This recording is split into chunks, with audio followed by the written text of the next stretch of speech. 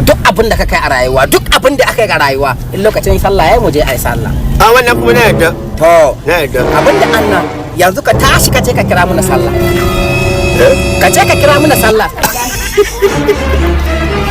ai ina da hulani in dai ba so kana fada ba ni da ban dade ma musulunci ga ba ka gaice mini ni kira sallah shin kawai in ka koya wata rana ba sai ka zama limami ba ni na ga kamar gaskiya ya ka je ka kira to ba da mu je ka kira ba da mu kaga dan zuri liman radiyon Allah dan zuri liman alaji na shiga limanci za ku sha mamaki ka za sai ka kira da hulani ka gaice mini kira sallah gani ha ko da shike ba shi gagara na ga inda masu kira sallah ke yi sallah subhanallah sallah muka ha inna lillahi wa inna ilaihi raji'un muka tana sallah